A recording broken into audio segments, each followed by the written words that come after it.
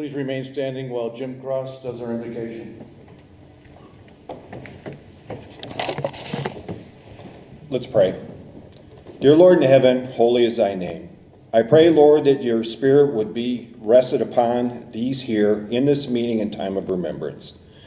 I ask, Lord, that you would comfort those who have suffered loss and that justice be served. Give us this time of reflection, not only to heal, but to motivate us to serve righteousness. I pray, Lord, that these people would put their trust in you and that you would bestow upon them the knowledge, wisdom, and safety to serve their communities. Lord, bless this event and those in attendance. In Jesus' name, amen. Amen. Now for a moment of silence for those that we have lost this year.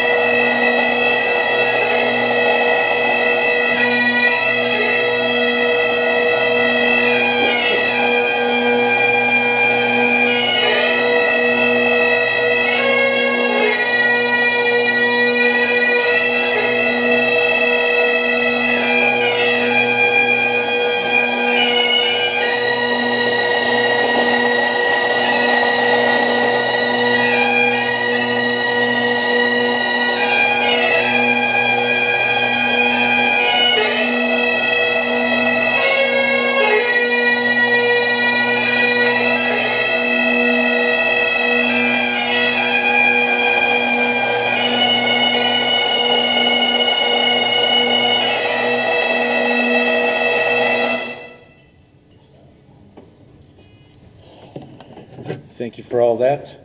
And if you would please remain standing while Denise Bach performs our Star Spangled Banner.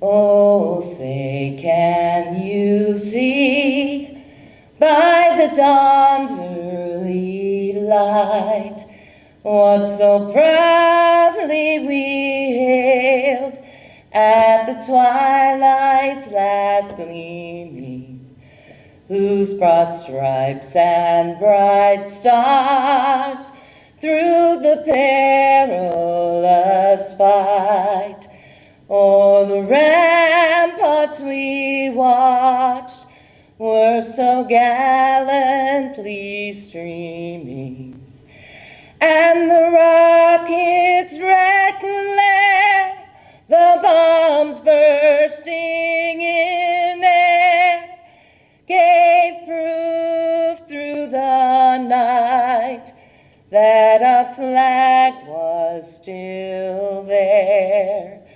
Oh, say, does that star-spangled banner yet wave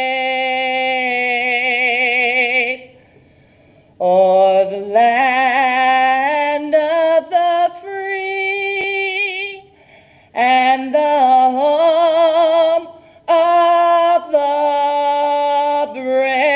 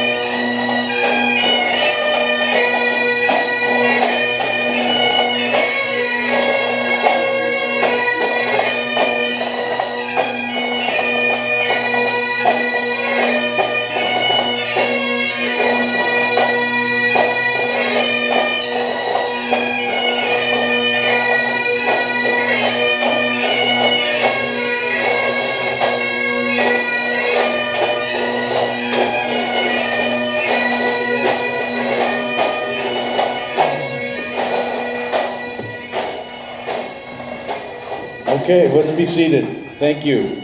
Thank you very much. Welcome to Grand Rapids. I think that we've discovered this is our 20th year at the Amway Grand, and in spite of them trying to hide behind the couch to keep us from returning, they let us come back anyway. And we're so glad the way they're treating us at this place. Welcome to our special guests. Welcome to their families. Welcome to our members. Welcome to these special guests that will be here and come today. And thank you to the POAM Executive Board and all of the staff that helps to put this together. This is literally a project that will start next year's on about a month from now. So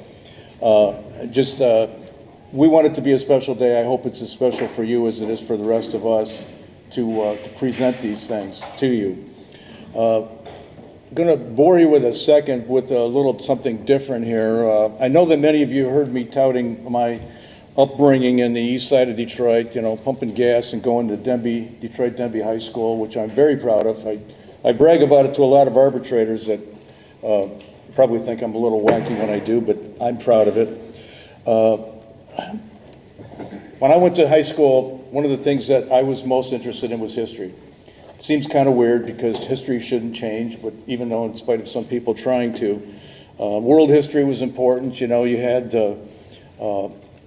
even before there was the United States, you know, you had the Salem witch trials, you had the Pilgrims' arrival.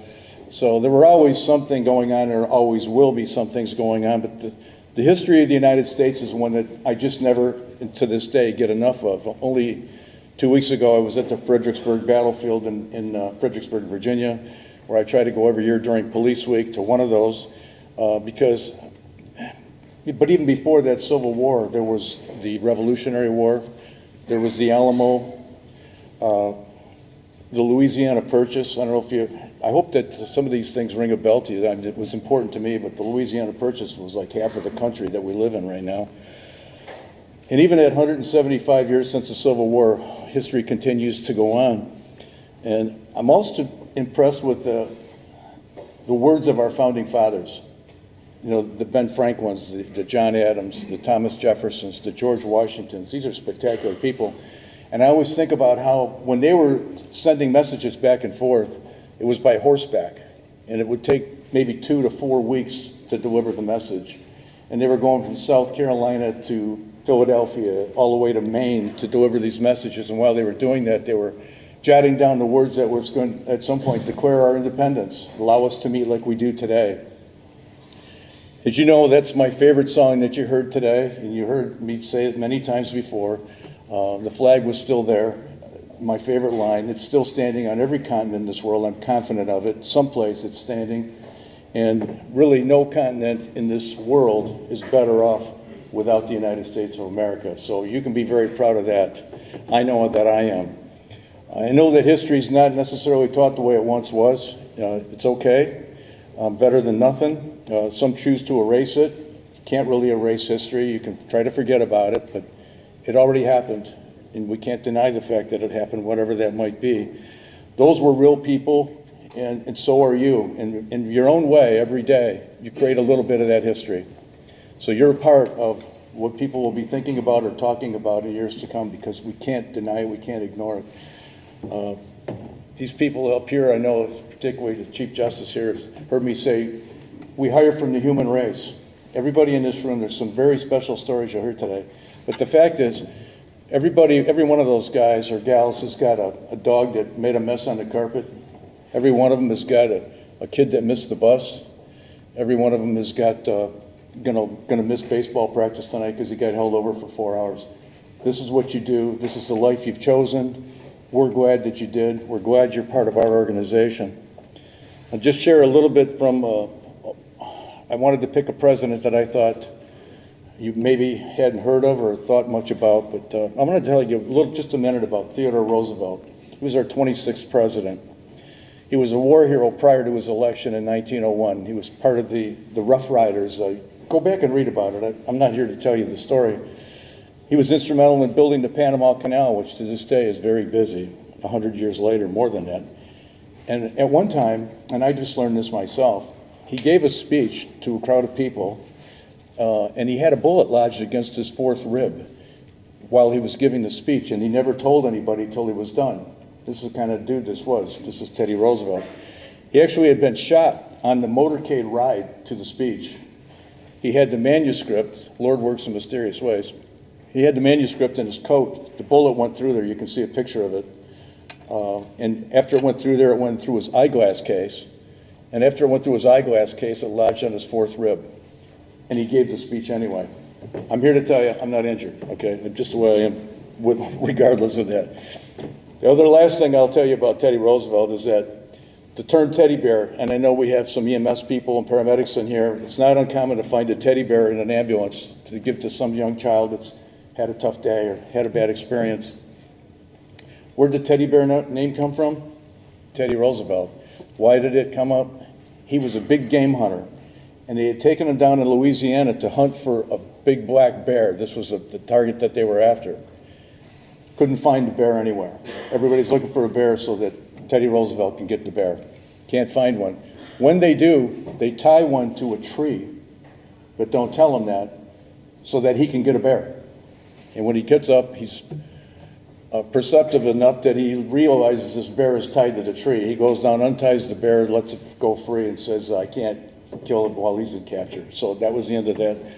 Then they started to say, he's just a big teddy bear. And that's where teddy bear came from. And to this day, we talk about it.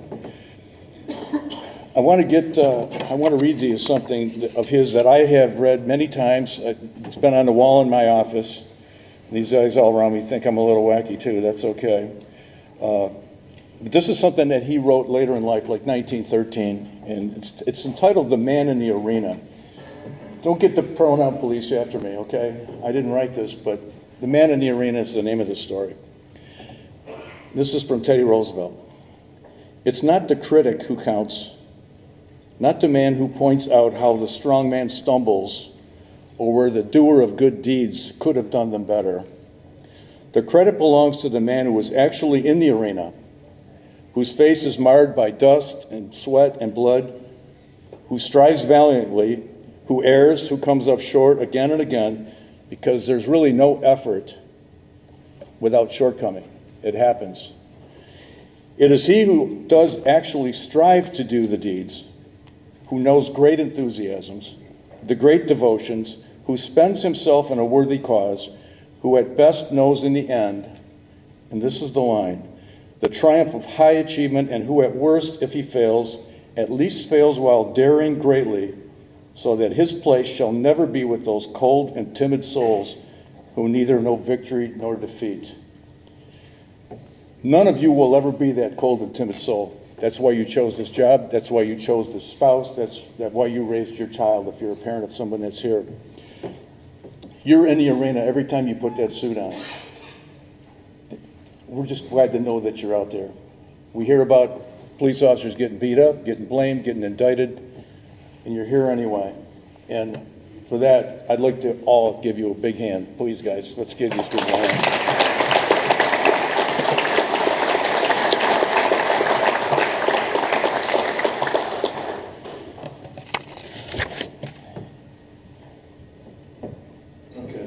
On with the show.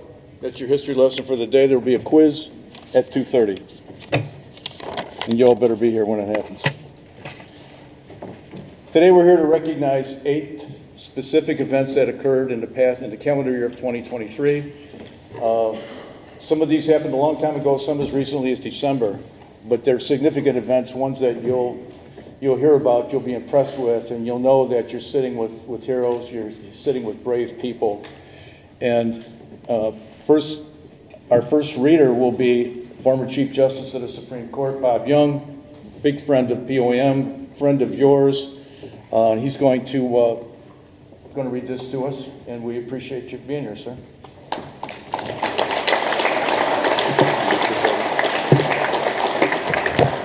I appreciate being here.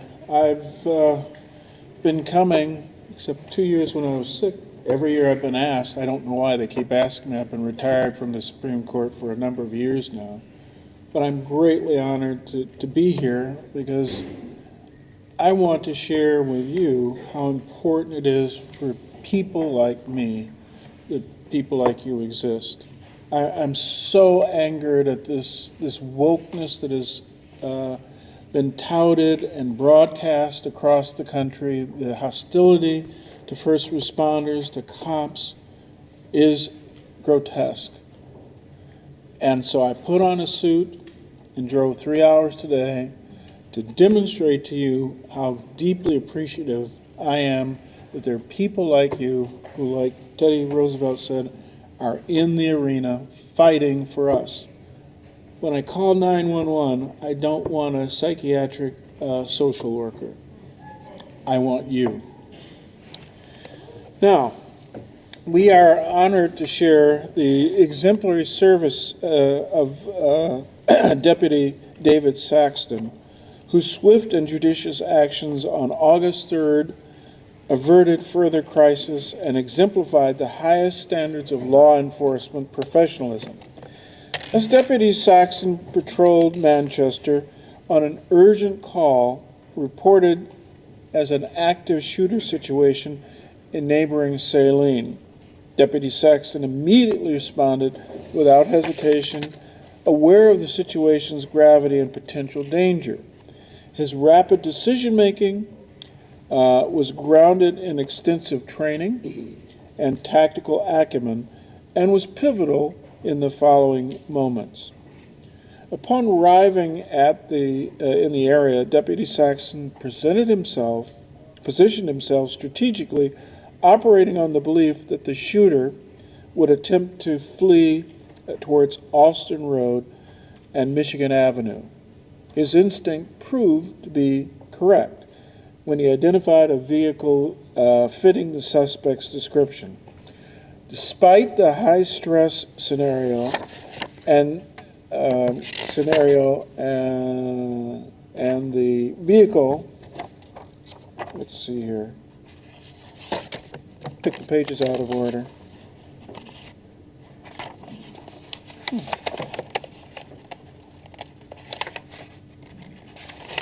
Hang on one second. 25. Thank you.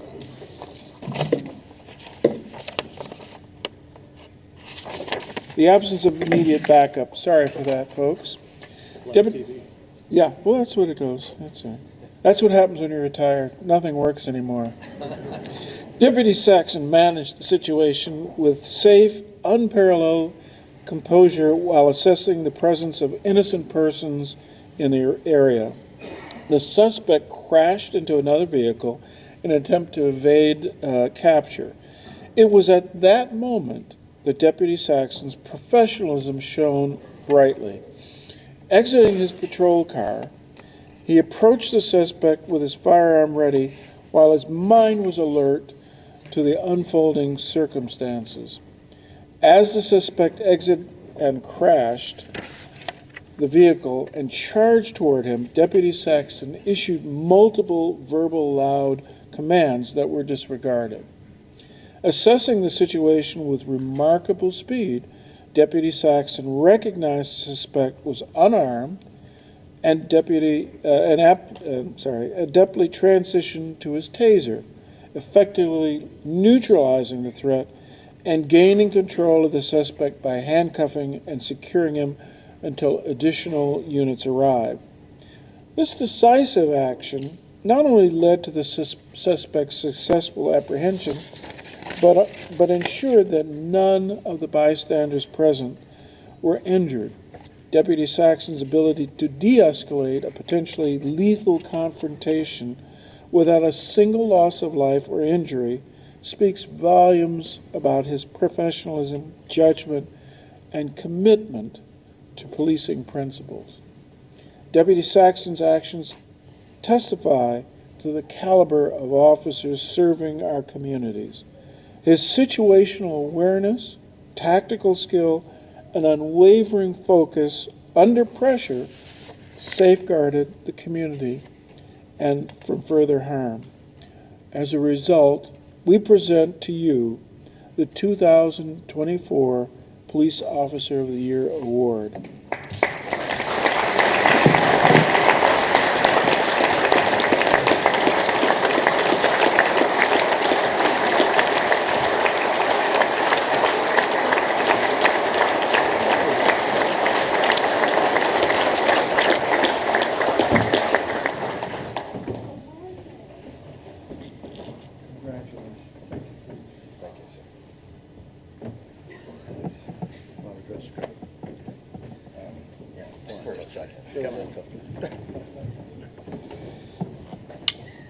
Good afternoon. I'm a man of few words, but I do... Well, why don't you say them in a microphone? Oh, yeah. Good afternoon. I'm a man of few words, so I'm going to make this really short. I want to thank my wife for being there. We've been together for over 31 years, and 4 beautiful children, 2 grandchildren, and I love my family. She's always been there for me. The other thing, I'd like to thank the Sheriff's Office, my administration, for the continuous training that we have. We do train quite a bit. And so the other administrators that are here, I would do not cut your training. Continue training, because training saves lives. Besides that, I'm done. Thank you.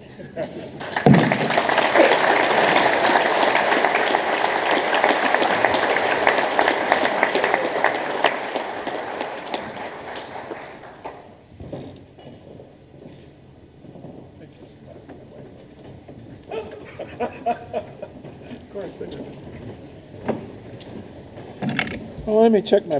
Mike, a little closer to. Okay, let me check to make sure my pages are in order this time. Yeah, I know. But the page, somehow I put the pages out. Okay.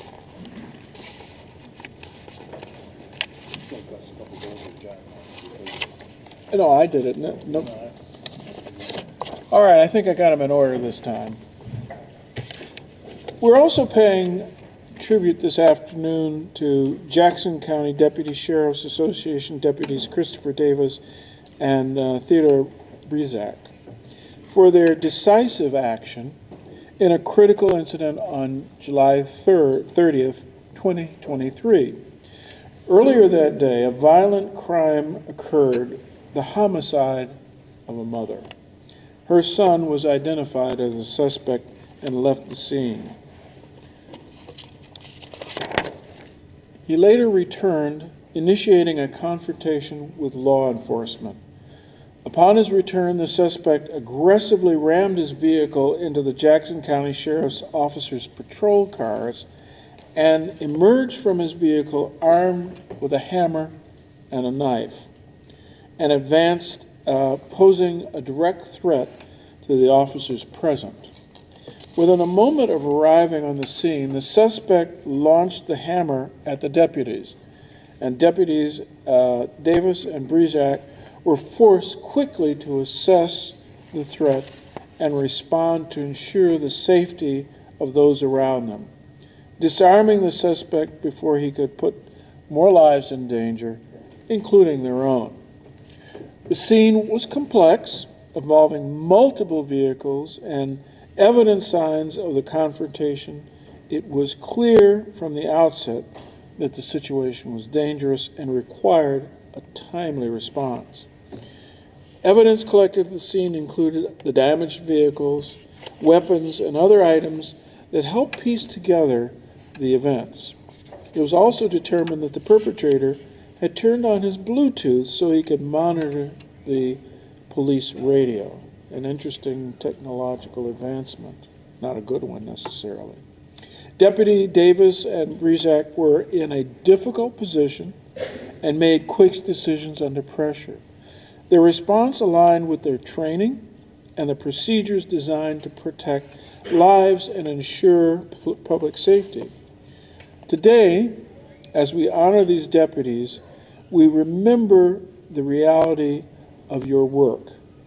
Your decisions can have significant impacts, and situations require officers to act swiftly and decisively. Deputies Davis and Brizak's actions reflect their commitment to their roles and responsibilities of those who take the oath to protect and serve the community. Deputies Davis and Brizak, we express our collective appreciation for your professionalism and calm under pressure. Your actions remind us of our critical work and the importance of training and the procedures you take. We present you both with the 2024 Police Officers of the Year Award.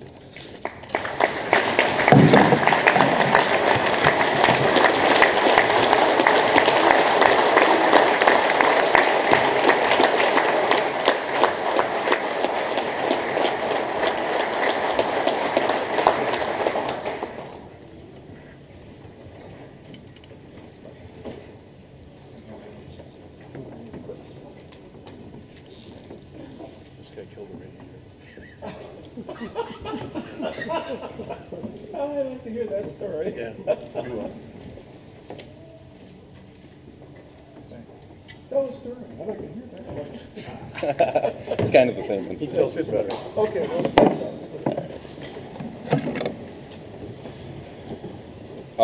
First, I would like to thank my sheriff's department. Throughout the whole incident, they stuck by me through everything. I'd like to obviously thank the academy. I was only on the job for 6 months when this happened, so obviously training did work. And just like the last guy said, keep training, because that's what's going to keep us alive and keep us safe and bring us home to our families. I'd like to thank my family, my friends, and everyone at the sheriff's department. So.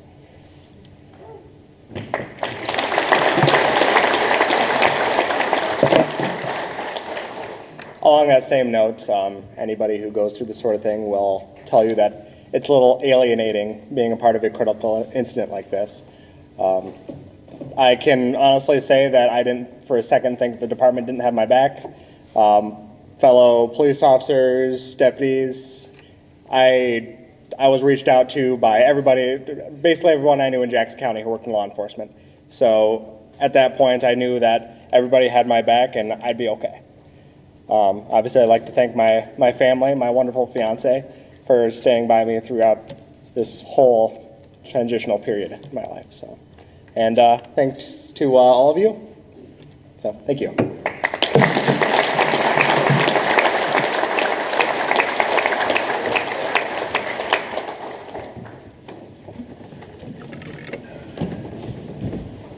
We were talking this morning, and he had mentioned, Chris had mentioned that while you're in the academy, everybody tells you every day, most guys are on the job 20, 25 years, they never pull their gun out. Nothing ever happens.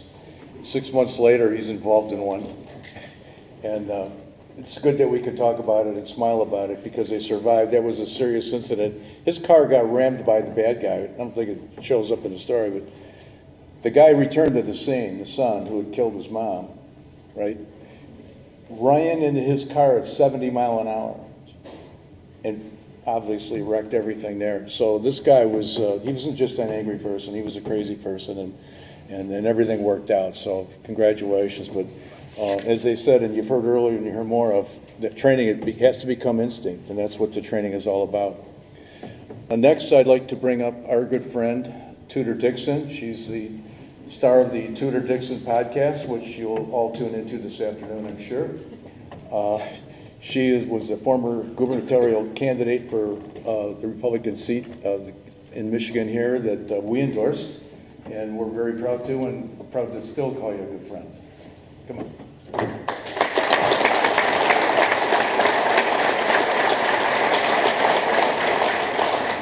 Thank you so much for having me here today. I am honored to be able to present this award, and I don't feel like I deserve to stand up here and talk to you because what you do every day is so meaningful to all of us. But if I get the opportunity to tell you that, then I think that's speaking on behalf of many citizens of the state of Michigan. As I read through what I'm about to read to you, as a mom of 4 girls, it sticks with me. It's heavy on my heart, and it's one of those stories that rolls through your mind at times when you least expect it. And I've talked to police officers before and told them, what you do, it's a gift. It's not something I could do. And they've said, no, in that heat of the moment, you could run in there, you could run toward danger, you could do it. And maybe once I would. Maybe one time, if that happened, I would run in and I would do something heroic. But you choose to do it every single day. And the fact that I can read through a story like this and understand as a mom what this means, and then know that the men who did this day, the heroes who were there, will continue to run into house after house like this, you have an amazing gift from God. And we are so blessed in this state that you are here to protect us every single day. So today I will be telling you about Albion Command Lieutenant Aaron Phipps and Calhoun County DSA Deputy David Winder. This job is demanding and often requires officers to face challenging situations head-on. This afternoon, we commend Albion Command Officers Association Lieutenant Aaron Phipps and Calhoun County Deputy Sheriff's Association Deputy David Winder for extraordinary courage and swift decision-making. In June 2023, a young child reported a critical situation. He had been stabbed, and his mother was endangering the life of her 2-year-old daughter by attempting to drown the child in the bathtub. Through the 911 call, the child described that the daughter had also been stabbed in the chest. Upon arriving at the scene, Lieutenant Phipps and Deputy Winder were met by distressed children who directed them to the residence. Acting decisively, Deputy Winder forced himself into the home and bathroom, where he wrestled the mother, who had a knife, away from her child. The action allowed Lieutenant Phipps to pull the child from the bathtub. Together, they secured the child from harm, performing crucial first aid to save her. The mother was apprehended and taken into custody. That day, Lieutenant Phipps and Deputy Winder's actions demonstrated the core values you strive to uphold: courage, determination, and the will to act swiftly in critical moments. Their efforts ensured the safety of a young child, and their actions remind us of the impact your work can have, the responsibilities law enforcement officers bear, and the differences you make in our communities. Please join us in congratulating Lieutenant Phipps and Deputy Winder on their commendable service and the 2024 Police Officer of the Year Award.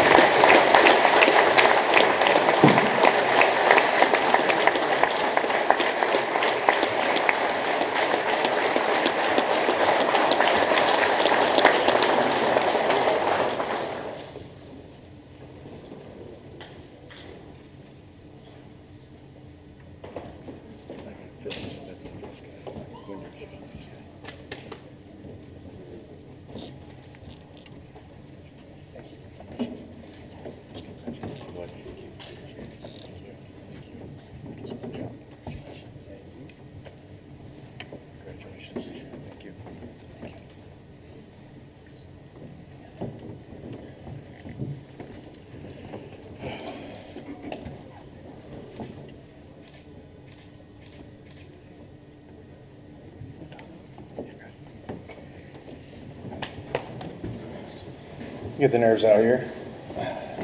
I'd like to thank everybody for coming.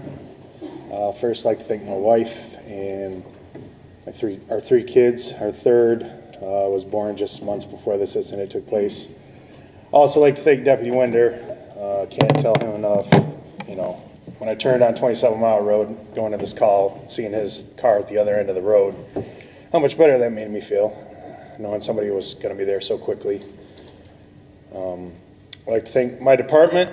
I'd like to thank POAM. I'd like to thank the Sheriff's Department and our relationship with them and how close we work together day in and day out in our county.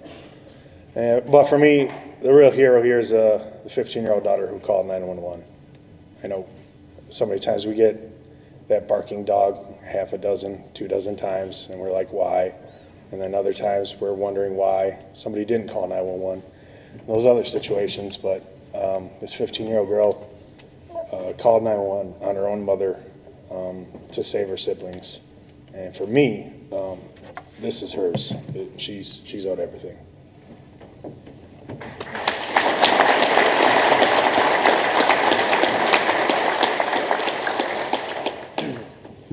First, thank my family, my beautiful wife Megan, for all the support they've given me, my beautiful daughter Amelia, for being supportive for all this situation. My department, Calhoun County Sheriff's Department, the day this happened, I was with a sergeant. We're all short-staffed, right? So it was just the two of us taking calls. And this happened, and he said, you know, why don't you go home for the day? And I said, are you kidding me? We're short-staffed. Who's going to work for me? So I'm like, I'm good. Just let me go home and have a nice, healthy cry with my wife and baby, and I'll be good for the day. So that's what I did.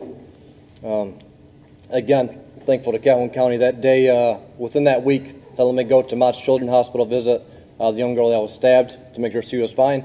She walked up to me and she said, you're the doctor. And she pointed at me, and I'm like, no, that was the other guy. That was Officer Phipps. I was doing medical care for, but I was there as well. And she thanked us, gave us a hug, and that made me feel great. So thank you all.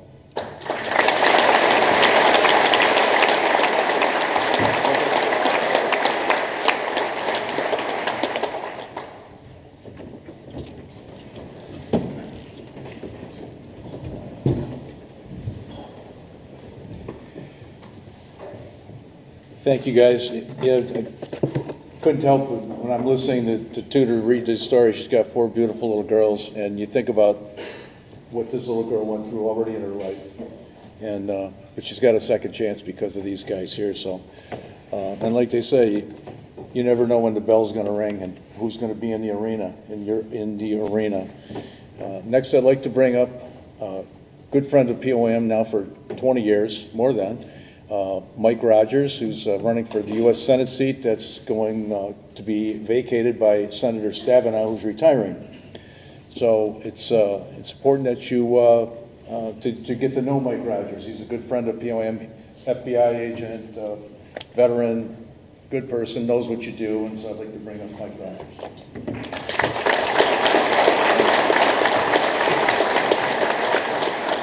Thanks, Jim. I have to tell you, Grabowski called me when they decided to do the endorsement and said, well, we're going to lower our standards just this one time and let an FBI agent get the endorsement of POAM. So it's true. It is true. Well, you're a tough audience. We need to bring in some drink carts. That's what we need out here. And I have to tell you, just seeing that beautiful daughter, is Amelia, right? Did I get the name right, Amelia? Who had a cookie? Huh? That's one smart dad. She was up there munching on that cookie during that whole thing. I love that. And it reminded me of one thing.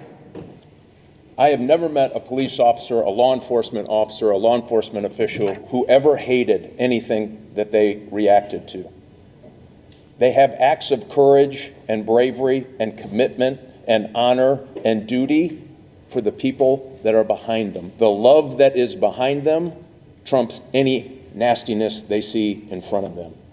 I want to say thank you all for doing that every day, and I want to thank the families who are here. You always get that short shirt. They know what's going to happen in the call. They're reverting to their training. They're doing everything that they're trained to do. It's hard for the family to be at home, hoping to God they never get the call that it's an end of watch. So for the families, can we give them a round of applause who are here?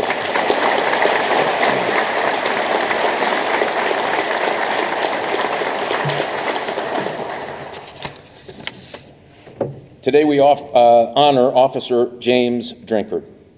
It's a great privilege for the Police Officers Association of Michigan to highlight the efforts of one of our own. Task Force Officer James Drinkard's quick thinking and courage led to his nomination and the continued safety of our community. On February 24th at 1700 hours, and for you Air Force people, that's 5 p.m.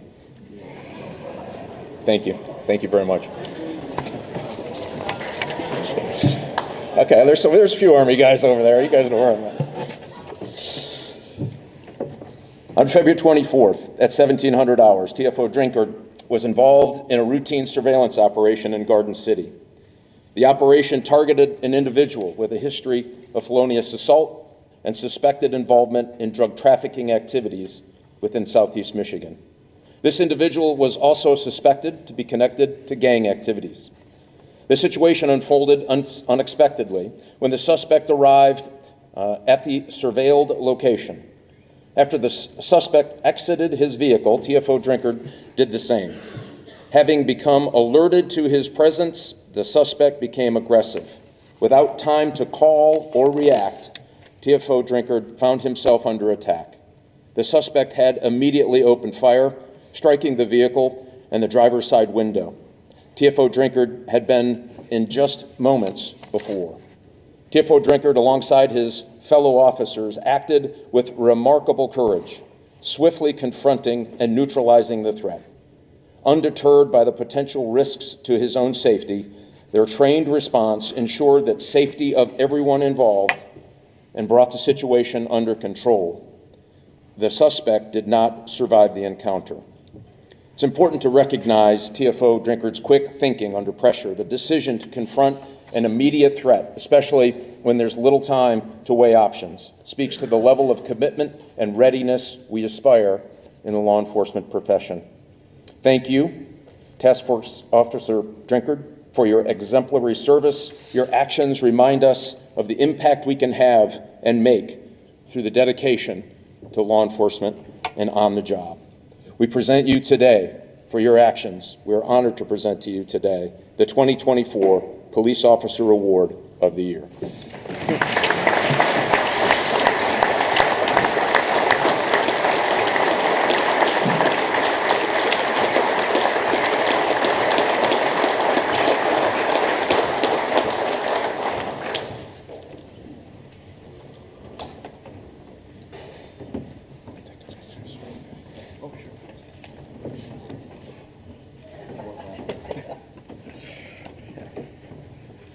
Sorry. You'd think I'd get this down by now. Army guy. That's so true. Follow the rules. Is there a microphone? I appreciate the recognition. It's not too often that police officers get recognition for the work that they do. I don't necessarily like to be in the spotlight, but this is it's been an honor. My department, Garden City, from the moment it happened, backed me 100%. That's the most important thing when you get into something like this, is knowing that your supervisors have your back. My chief, Tim Gibbons, Lieutenant Arnowski, both drove here today just to be a part of this, and I'm honored. I appreciate my girlfriend coming out here, Brittany Spencer, and Greg Alge for setting this all up. Also want to thank, there's two other officers out there, Jason Melton from the Livingston County Sheriff's Office, and Stan Williams, who's with Hazel Park Police Department. Both are retired now. They helped out a lot on this. There's a lot more to the story. But because we get sued for everything we do, it's better not to tell the story right now. So I appreciate the award, and thanks a lot. Be safe.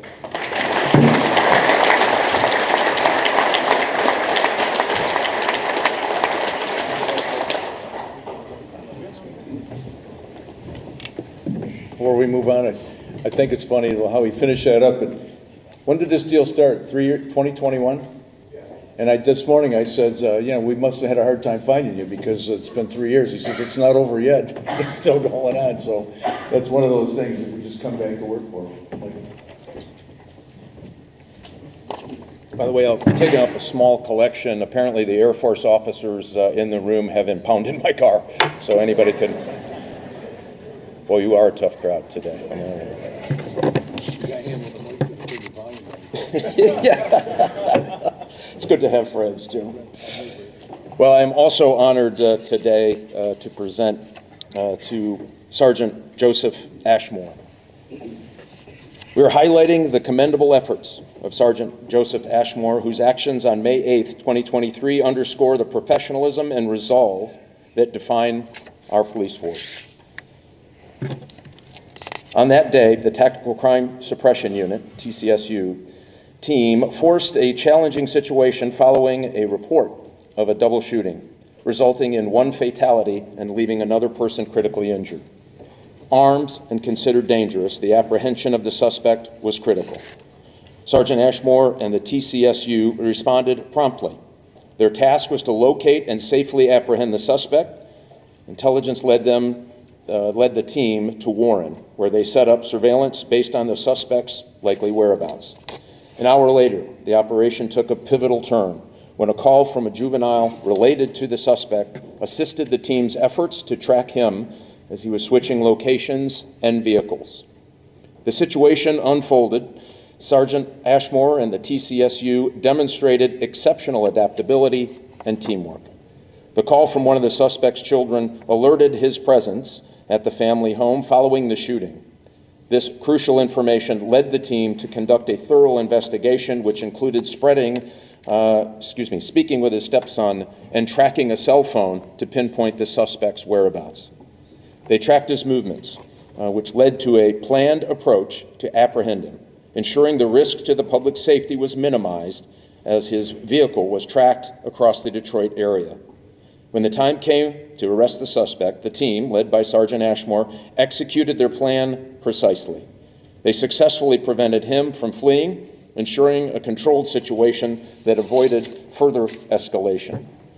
This involved boxing in the assailant from all sides with the whole team's help, with Sergeant Ashmore reversing his vehicle to block the escape. This led to a confrontation with the suspect, who was armed with an AR-15 rifle, fired several shots, and was in the process of targeting another officer when Sergeant Ashmore quickly returned fire. This outcome directly resulted from the team's thorough preparation and Sergeant Ashmore's leadership. The operation highlighted the dangers inherent in the police work and the importance of calm, decisive action and adversity. Sergeant Ashmore's leadership and the team's collective effort effectively neutralized a significant threat to our community, and we want to honor today Sergeant Ashmore for his leadership, quick thinking, unwavering dedication to duty. His actions and those of his team reflect the core values of our department and the commitment to public safety that we all share. We present you today with the 2024 Police Officer of the Year Award.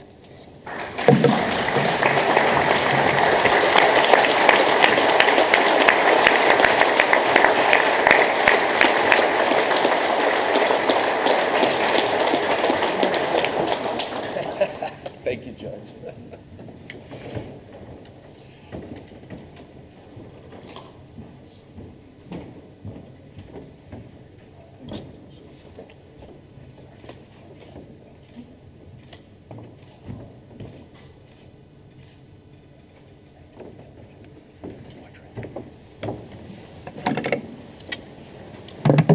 Thank you, sir, and thank you to POAM for having us all out here and for this award. I've been very fortunate to work for Southfield PD and more specifically the unit that I'm assigned to. Just a little bit of background info. The patch that my unit wears displays a Spartan helmet along with the name of our unit and our city. And there's a quote by an old Spartan general who says that a Spartan's true strength is the warrior standing next to him. And that's kind of the attitude and that we embody. That's kind of our unofficial motto on my unit. And so it obviously goes without saying that any success I have in my career, including this award, is shared with the guys on my team. That quote's just a reminder, takes emphasis off self and puts it on the team instead. So thank you to all those guys who unfortunately couldn't make it today. They're back in the city working, but I would not be here without them. Thank you to my family and command staff that made it out this way for traveling and making this a priority. I appreciate it. And finally, and most importantly, thank you to my wife, Kelsey, who's always supported me in my work through crazy schedules, flexing hours, and sharing in some of the stress. The sacrifices that you make because of my job don't go unnoticed, so thank you. Thank you again.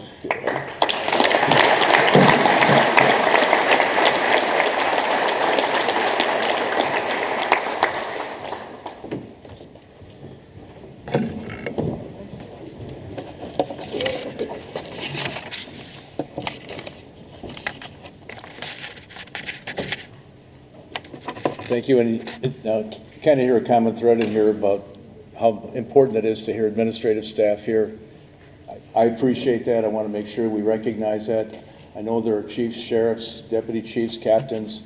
I'd be remiss if I tried to name them off or point them out, but I know that you're here, and I think the fact that you are says a lot about the leadership that you have and the respect that you have for your people. We appreciate that.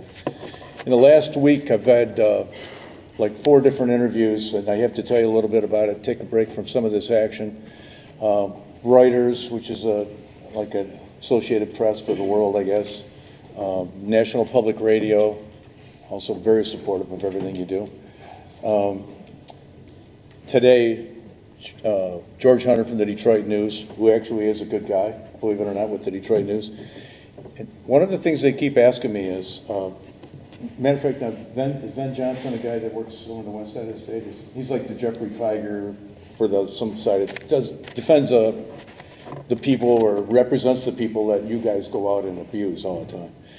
And so he calls me up, and it's one of these, the excessive force is going through the roof. How do you explain this? And I said, well, give me a couple examples. So he did. And I said, we have over 1 million contacts a year with the public. Some of them might be playing catch with some kid in a park. Some of them might be telling a guy how nice his lawn looks. And some of them might be getting involved in a shooting or a difficult arrest. But every one of these ones that he points out to me that have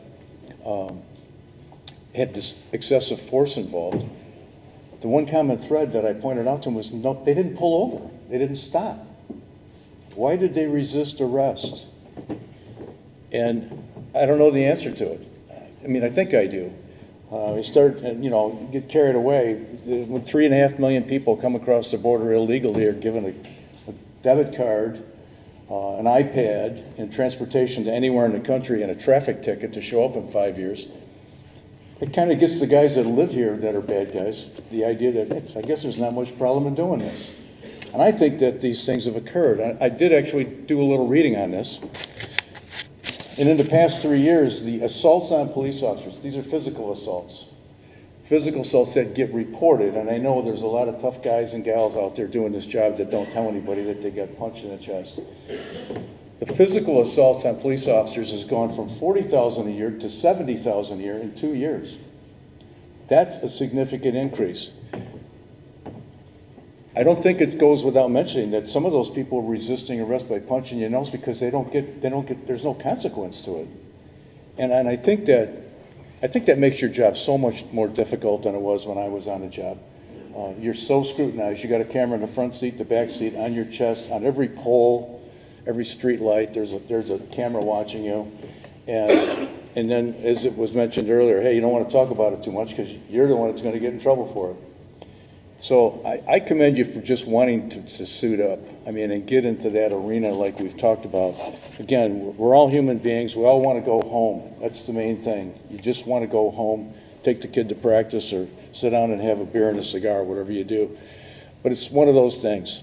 The other thing that they pointed out to me, and it just shows you the mentality of some, over 360 police officers were shot last year. You're going to read that anywhere. Over 360. About 60 died. 60 too many. But when they're asking me about it, well, 60 died, 360 were shot. Do you understand the mentality of that? So when I asked this fellow from Reuters, I'm not sure I got through to him, by the way. When I asked him, do you think if you got shot in the chest, even with a ballistic vest, even with all the protections that the government can provide you think that doesn't change your life? You just go home and say, hey, missed the bus, late for practice. No, it changes your life. It changes the life of everybody around you. It changes the life of people that you don't even know that know you. And you still suit up. And to me, I can't tell you how proud I am to be a part of this organization and how proud I am to be surrounded by these board members and these staff members that work every day to try to just keep you above water. We really are serious about it. And I know that at times we may fail you, but we try not to. But I just want you to know, just like many of the people have said here, you are on the top of our list. Every one of you and your families are in that cocoon with us. And so please know how much we appreciate the opportunity to represent you. It's important. We try the best we can, and we try to get better at it. Next, I'd like to bring up one of our fondest hires of all time. George Mertz was one of our assistant general counsels. Like we have now, Chris Tomasi's here. I'm sure Doug Gucher's here around, I imagine. Gordana, I don't think Gordana's made it up here, but you probably met them at the worst of times, middle of the night, involved in a serious incident. That was George at one time. We all love George. We still do. You know that. We all love George. And the funny part was when he had been a clerk, I believe, for a judge. Right. And the judge decided to, make it like he's going to retire, so he wants to discuss the opportunity of George, who hadn't been a judge, but was an assistant general counsel for the Police Officers Association of Michigan, which was a big part of the resume. And we really didn't want him to get that job. I want you to know, it's as selfish as it could be. So he goes up there and he comes back, we find out he's in the top 10, we're going like, just being polite. Now he's in the top 5. I remember talking to Frank, I think Frank is here, and I remember Frank saying, what if he gets the job? We really like George, right? Yes, so in any event, George still continues to make us famous. He's a circuit judge for like 3 counties. Up north, he'll tell you more about it, but we're also proud of George Mertz, and I'd like to bring him up to do our next story.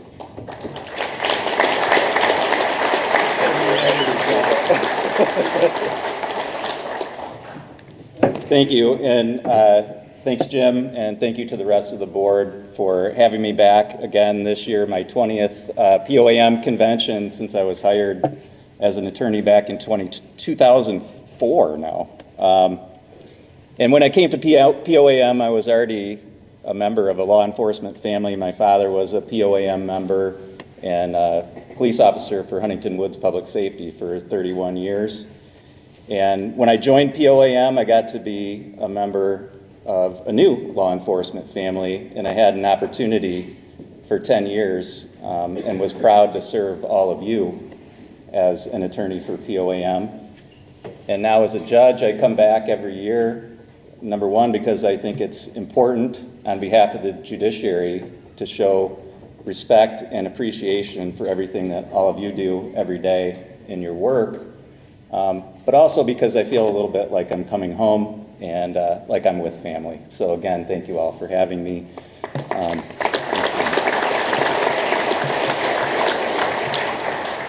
Special thanks to the POAM office staff for printing this out on really big type because I forgot my reading glasses. So, and yes, I need reading glasses now.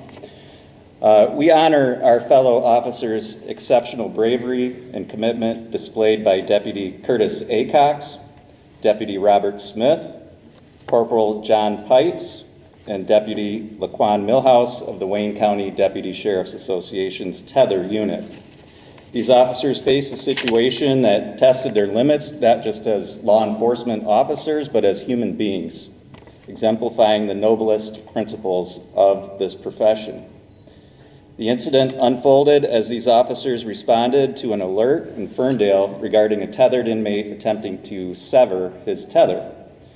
Two deputies were attempting to de-escalate the tension through a window as the perpetrator's actions could endanger those deputies or others. Displaying tactical acumen, Deputies Acox and Smith forced entry into the home, and the inmate wielded not one, but two kitchen knives. To neutralize the threat non-lethally, Deputy Acox deployed his taser. However, the taser was ineffective, and the inmate lunged forward, injuring Deputy Acox with a stab to the leg. In the face of imminent danger, Deputy Smith made a split-second decision to use his firearm, effectively ending the attack, but beginning a tumultuous struggle to secure the inmate who continued to resist arrest. Deputy Millhouse's heroism shone brightly amidst the chaos. He assisted in subduing the inmate and providing critical aid to his injured comrades and inmate until additional assistance arrived.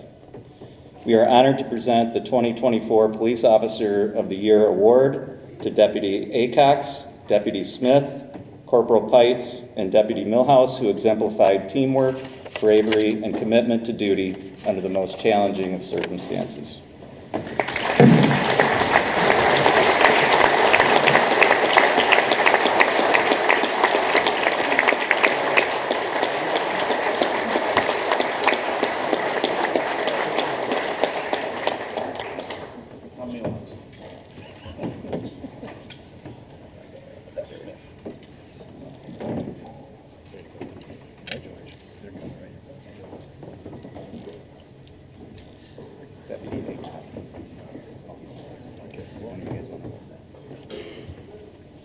Somebody want to stretch the crowd? Come on, John, I'll share. You ain't shy.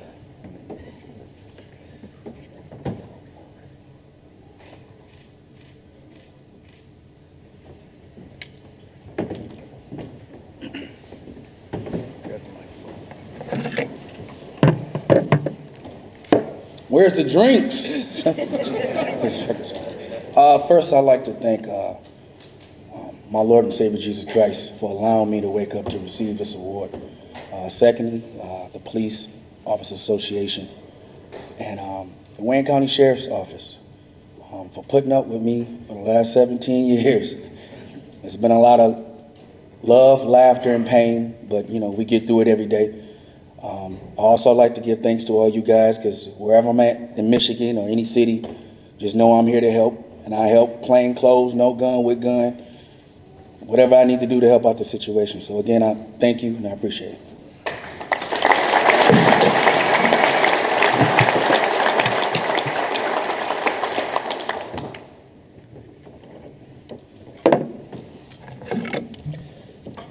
I'd like to thank my family, my wife and my kids, and my parents for being here and supporting me. This is a real honor to get this reward. I'd like to thank the Sheriff's Department. It was amazing support on the day of the incident, and our union members that took great care of us.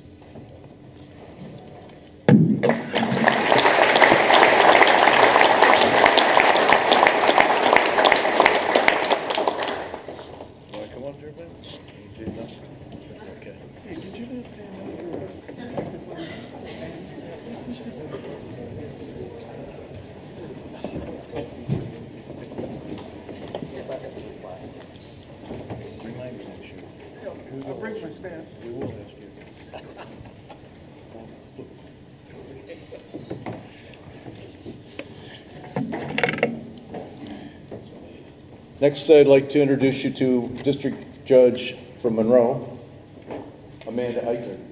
Come on up.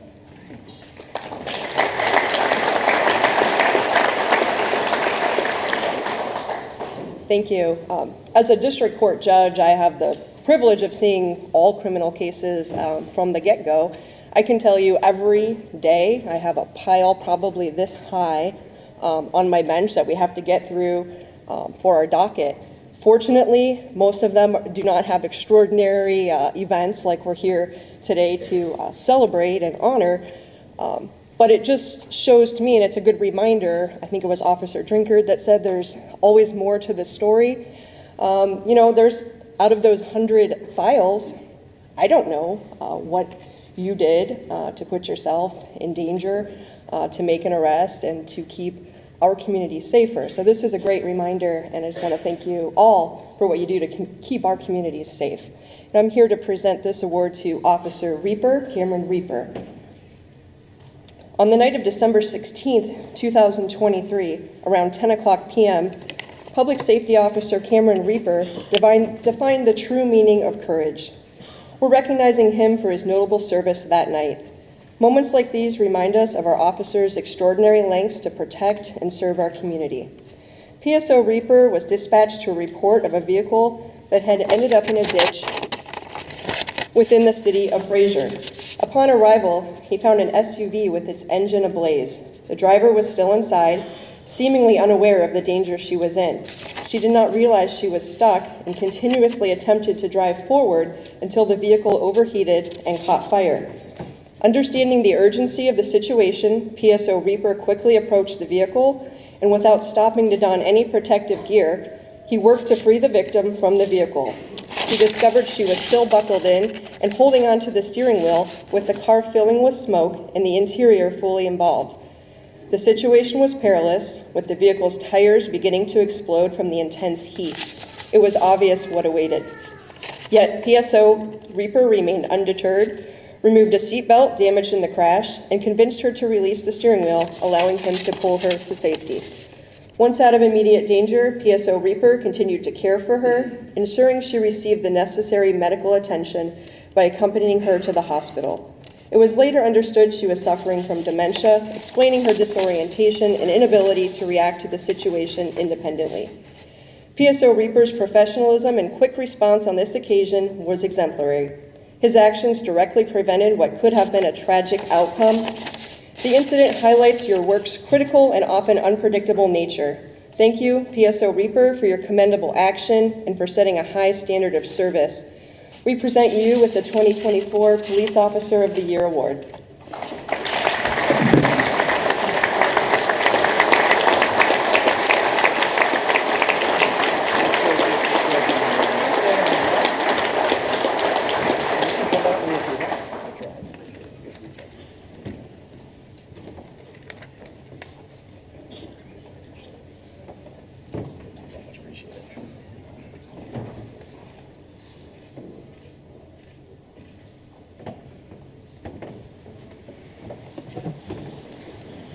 Good afternoon. Thank you everyone for coming for this. I just wanted to thank my department for the training, command officers that showed up for this, and fellow coworkers. Thank you to the union. Thank you to my family, my beautiful wife Caitlin, and my parents and daughter that showed up. I think any of us would have done the same thing in the situation, and I appreciate the award. Thank you.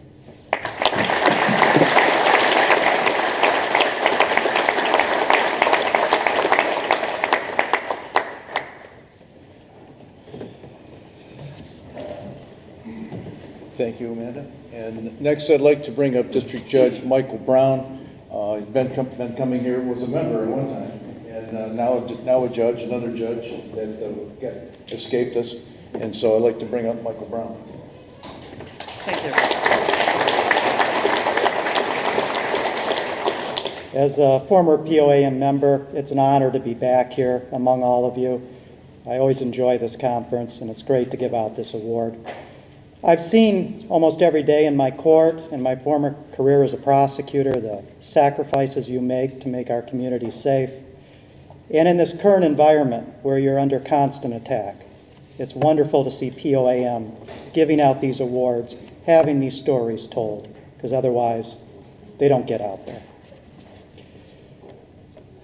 This is the Distinguished Service Award for Clinton Township officers Scott Solo, Gary Rowland, and Michael Alexiou. On an evening that unfolded with the unpredictability of law enforcement work, officers Michael Alexiou and Gary Rowland were dispatched around 11:54 p.m. following a BOL alert while patrolling in a fully marked patrol vehicle. A red Honda Civic, later identified by its Indiana plates, was reported swerving dangerously on Gratiot Avenue in Clinton Township, leading into a high-stakes pursuit. Having attempted to initiate a traffic stop, officers Alexiou and Rowland pursued the vehicle and were joined by Officer Scott Solo, who became the lead. The officers continued their pursuit as a Honda Civic veered off the road, navigating through residential areas at high speeds with reckless disregard for public safety. They were determined to apprehend the suspect and prevent a tragedy from occurring. The chase escalated, with parts falling off the car as the vehicle veered across lanes and repeatedly smashed into curves. Finally, the chase ended with the suspect vehicle crashing into a light pole and catching fire. It was later determined that the occupants were dangerous criminals fleeing from an armed robbery. In the face of imminent danger, our officers' instinct was the safety for those that they swore to protect. Officers Alexiou, Rowland, and Solo rushed towards the inferno without hesitation. They worked tirelessly to extract the suspects from the wreckage, removing them from the immediate danger of the fully engulfed vehicle. Officers Solo and Rowland attempted to open the passenger side door, but were blocked by the light pole lying by the overturned vehicle. Officer Alexiou joined them in their attempts to rescue the occupants and move the pole to help them open the car door. Having partially opened the vehicle, both suspects were pulled from the wreckage and placed at a safe distance. Under extreme conditions, their actions were nothing short of heroic. Their dedication continued in the aftermath, ensuring the well-being of those involved, including coordinating with the family members and medical personnel. This incident is a testament to their resolve, humanity that defines the profession of law enforcement. Our officers faced a scenario where every second counted, making decisions that underscored their commitment to life and duty. We honor the bravery of officers Alexiou, Rowland, and Solo, and celebrate the spirit of all those who serve with honor. This recognition is not just for the actions taken in the heat of the moment, but also for the countless hours of training, the sacrifices made, and the unwavering dedication to the principles of justice and public safety. Officers Alexiou, Rowland, and Solo, for your bravery and fast-acting police work, we, the Police Officers Association of Michigan, present to all of you with the 2024 Distinguished Service Award. Congratulations.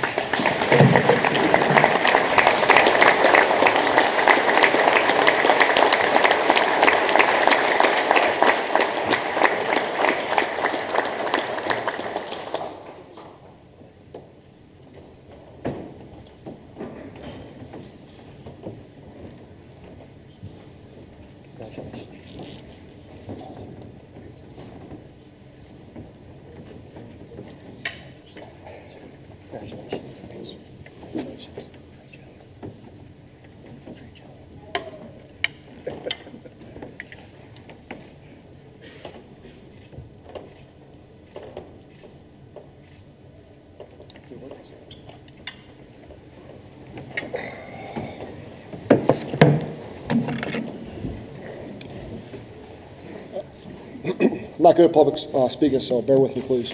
I'd like to thank my wife, 17 years. We have 4 beautiful children together. I'd like to thank them as well for the support. I'd like to thank our command staff,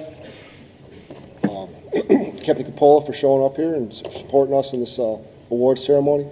Also like to thank POAM for all their support and what they're putting on here today. So that's about it.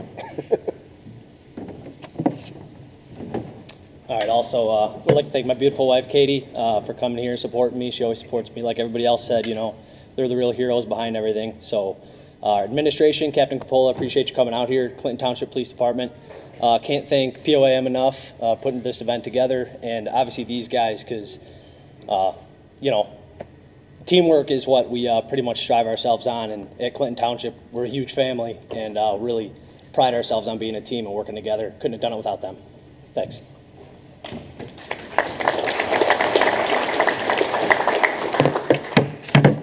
First of all, thank you, POAM, putting everything on. It's been a pleasure to be out here. My soon-to-be wife, Katie, thank you for always supporting me and putting up with me, even though when I can be a lot.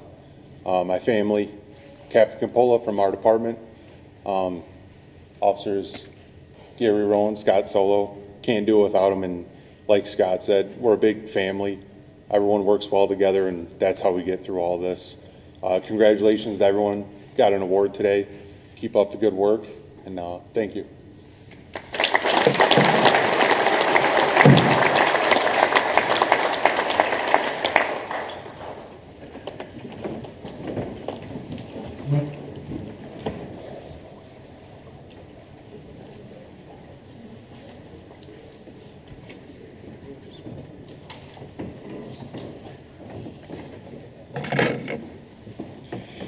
This next award we started presenting probably 30 years ago, 25 years ago, and it's become more and more important. It's really difficult to find good local leaders that want to serve in this. Oftentimes the administrators are smarter than we are, and they take our best guys and they promote them, and then we have to find somebody else. And with movement around and mobility of the police officers, guys driving 25, 30 miles to work, showing up when things go wrong, or showing up for negotiations or on a grievance, it's kind of hard to find that guy. And sometimes it is a thankless job, but it's the guy that has to answer the phone, answer the call. You know, in the old days, you guys probably don't carry pagers anymore. That was me, I guess. But you got to be able to respond. You got to know your contract. You got to know the players. You got to know the people, and it's hard to do. And I served in that role for about 20 years when I was on the job, and when I left, my advice to every good local leader that's here: find somebody who's going to fill your shoes. You know, like the old George Jones song. It's not that easy. And don't just run off. And in this particular case, when I left the job, there was a guy that served under a short period of time and got promoted. And then the next guy apparently was like me, never was able to get promoted, never quite qualified to. And I know that's all a bunch of baloney, okay? But I'd like to bring up Scott Witkowski from Fraser Department of Public Safety. Where is Scotty? Come on up. Scott's the guy that, I won't say filled the void. He's the guy that did a better job than me, but been doing it now since 99 or so, or 2001, whatever. And he called me a few weeks ago. Really, the guys that do the best job, you don't think about them that often because they do it on their own. But he told me that he was going to step down from being a local president. My whole life passed before my eyes because it either meant I really got old or we're going to have trouble over at Fraser. But Scott, you are very deserving of this award, the Loyalty Award. And he's the guy that does the job, the guys you all count on, and does it well. Thank you very much for your loyalty.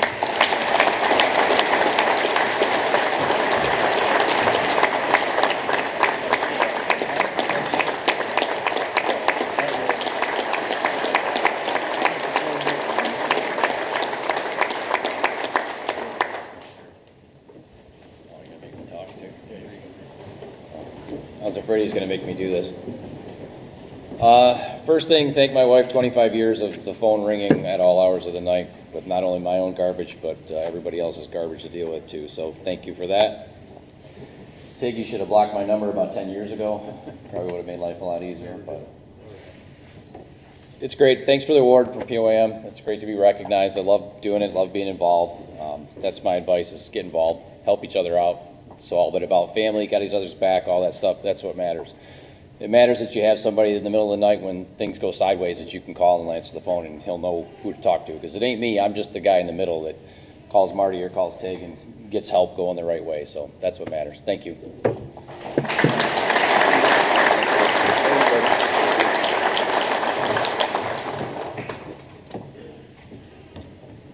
Next, I'd like to introduce and bring up our Vice President of the POAM, John Pignataro, Calhoun County Deputy Sheriff. Thank you, Jim. Just going to go ahead and introduce the executive board to everyone. Obviously, everyone's met President Jim Tiganelli from Fraser PD. And off to my left here, I'm going to start to introduce John Graver from Grand Blanc PD. And we have Wayne Bierbauer from Farmington Hills, Tom Shearer from Clinton Township, and Anthony Hall from Livonia PD. In the back here we have Sean Stewart, Ann Arbor PD, and Steve Sellers from East Point, and Dan Kuhn from Saginaw, Harry Valentine, Washtenaw County Sheriff's Department, Luke Silver with Michigan State Police, I'm sorry, not Michigan State Police, sorry about that. Michigan State University Police Department. Big difference. MSUP, yeah, big difference, right. And Alan Cox with Wayne County Sheriff's Department. Dave LaMontagne, Monroe County Sheriff's Department.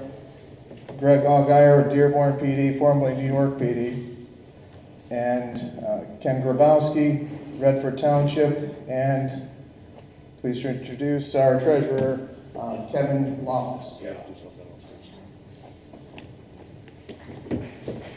Thank you, guys. Some of these guys have been up here, 20 years, some of them 20 minutes, but all very valuable to us. And but I neglected, I broke from the agenda, I broke from the program because I can. I neglected that we have an Administrator of the Year. You know, we have 2 awards that we give away here to administrators. Some are highly valued, and some are they hide behind the couch and hope we don't show up. That one will be later on during the cocktail party when we recognize someone who's less popular. But today we want to recognize an Administrator of the Year that has done everything that you could hope for as a leader in their department. And her name is Tanya Guy. And Tanya had written me a letter here just 2 days ago. She actually had every intention of being here, and but she's the Deputy Chief of the Wayne County Sheriff's Office, and that's a full-time job. We know we got Alan here. Where's the rest of our crew out here? Got the table over here. These guys work their tails off. I mean, that's hundreds of people in a place that most of you would probably not want to work at. And these guys do it every day. And the local leadership that they have here, Oliver and Robin and the rest of you, don't make me name all the names there, but they're in the office every day, and they make my job a lot easier because they're so efficient and effective at what they do. When they come to me, because normally I'm hearing about all the bad stuff, when they come to me and say, we've got a deputy chief, now remember, the guy that won the award we give at the cocktail party the last 2 years was their sheriff, Ray Ray. Ray Ray won't be here. Ray Ray didn't show up the last 2 years either. But Tanya Guy is the deputy chief, and they came to me and said, this person, Oliver, you want to come up, Oliver? Elton Oliver, I call him Ollie all the time, but it sounds like Elton Oliver. He and this team of people that work so hard for their members, when they come to me and say, we finally found somebody that will help us and will try, and I'll let you speak more. She had to go to a funeral of a good friend's mother, and she wrote me a beautiful letter, which I have here, saying that she appreciated the award and wanted to give her thanks for it, and I'll turn the rest to you. It is so nice to see everyone here. It is so nice to watch the recognition to the heroes. And it is a great moment for us at Wayne County to have a moment where we're standing here, and it's not the other award, but this great award. Deputy Chief Guy and myself, she started out with President Cox. Many people may know some of our history that he was the second vice president before he became the president. And then he called upon me, along with First Vice President Hornbuckle, to step into that role because of some of the history of things that I was going through with the agency itself. A reputation set forth from me that had nothing to do with me, just connected to family, and they put that same thing on me. So as I got in, she gave me the opportunity to get with her, finding out who I really was through other training events and different things. And I told her, we're going to make a change here because there's a disconnect, and we're going to start back communicating. She got along with me, and she understood exactly where I was coming from and that we needed to change the culture. By me dealing with discipline and her being in charge of internal controls, she did all the administrative hearings and administrative reviews and determination hearings for all the officers. With her working with me all the way up to arbitrations, we had a nickname for each other. We would walk up to each other and we say, hey, the problem solvers are here. So me and her always work things out the best we can. There are some situations that I have to tell the certain officers that do different things where they expect Michael Jordan to show up. 30 points down in the fourth quarter. I always tell them, I'm not Jordan. I'm only Scottie Pippen. So you 15 down, you should have still told me in the first quarter so I could fix it, but I'll get it together in the fourth quarter. But I couldn't do that without her. Because when I call her on the phone and I tell her circumstances that others won't even listen to, she listens and we talk about it and we go through it.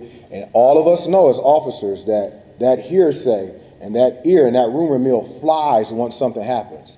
And she ignores all the stuff she heard from people and administrators who were not there, that heard from somebody else. And we talk about what she found out and what I found out through investigating the situation straightforward.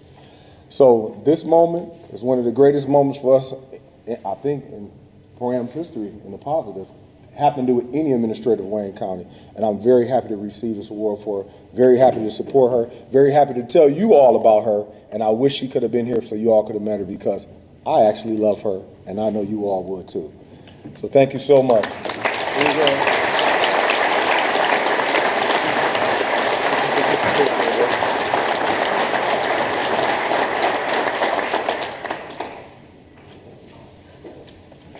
Nice job.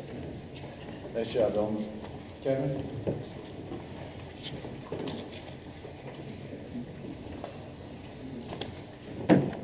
Thanks, Jim. At this point in the program, I'd like to recognize some of our staff members who are making us all look better, who are working hard. Ladies in the office have done a tremendous job getting this all set up today. It's a lot of work and a lot of effort, and give it up for them. Thank you. I'd like to introduce our executive staff, Al Breeze, who's a research analyst, and there's Al in the corner. Also services some groups. Al and I work closely together with your business agents, preparing for negotiations, arbitrations, fact findings, things of that nature. Eddie Jocks, where's Ed? There's Ed. Director of Member Services, anything doing with recruitment, vendors, new programs, new benefits. Eddie's a workhorse in that area and doing a great job. Our previous controller retired in January after over 30 years of service to the organization, which forced us to have to make big decisions, and we hired Danielle Palmaville about 6 months ago. Great fit for the organization, doing a great job. There's Danielle back there, her first convention. Also like to introduce some of our servicing representatives. Emil Keserly from Marquette POA. Emil's working up in the UP back over there. Due to the expanse of the region there and the growing number of groups up there, we've also hired John Waldo from Marquette POA to assist Emil in doing some of the work up there. Tim Lewis is here from Kent County DSA. Have you seen Tim? Jim Cross from Saginaw POA. Susan Brockman couldn't be here today. She's servicing a lot of the TPOAM and clerical groups out there. Mike Gerald from Centerline POA. Doug Wortley, again, from Saginaw. Eric Wanowitz, Ann Arbor POA. and Joe Thiveridge, recently retired from Taylor POA. Next, I would like to introduce our legal staff, led by our esteemed General Counsel, Frank Guido. Frank over there. Frank's been with the organization over 30 years, doing a tremendous job, the preeminent labor lawyer in the state as far as I'm concerned. He leads a team of Chris Tomasi, back over there, doing a great job. We have two other in-house attorneys, Doug Gucher, who handles a lot of the criminal cases, is busy having a scheduling conflict, and the same with Gordana Masovsky, who's doing a wonderful job. She couldn't be here today either. And let's see, a leadership academy. These are local leaders who are volunteering their own time and are interested in determining or learning more about how our organization works. Amy Brettis from Jackson County DSA, Alex McNulty from Canton Township, and Adam Wassler from Midland County Corrections. We've already touched on our office staff. I'll introduce you to them individually. Chris Spihar, the administrative assistant. Heather Ignani, the membership coordinator. If you're having issues with dues, you'll be talking to Heather. Dawn Ivansky, our word processor. These three ladies are longtime members of POAM. They all started when they were 4 or 5. Heather and Chris have about 30 years of service, if not more, with us. Dawn is somewhere in the 20-year range. Our newer hires who've been here with us now, as time goes quickly, about 4 years, is Brittany Henry, our administrative assistant, and Kendall Kelly. There's Kendall in the corner. Thank you. Bring it back, Jim. I do that kind of, that's right. Okay, as we wrap it up, I just want to mention that on your tables, you've got table sponsors, George Rommel, I see Alan Kavinsky. These are people that help sponsor what we do here so that we could show you a good time. Think about them. Sometimes they'll end up being the arbitrator on the other side. They might not give you a popular answer, but at least they've sponsored your table. The next part of the afternoon is that we're actually moving along pretty good here. About 3 o'clock, the hospitality room will open up downstairs in the Ottawa room, and that's where we've been traditionally in the past. Now, a change for tonight, we'll be back in this room at 7 o'clock. The doors open. There'll be a cocktail party in here. There'll be some food. There'll be some. This is when Dr. Jekyll or Mr. Hyde, whoever the bad guy was, shows up. So you'll have a good time tonight. We have a comedian that'll be here. There's going to be a dance floor in here. There's going to be karaoke, so loosen up the pipes a little bit. And be back in here at 7 o'clock. Everything will be in here. We're not going back downstairs tonight. Everything will be in here from 7 o'clock on. So grease it up a little bit. I need a motion to adjourn. Do we have one, John?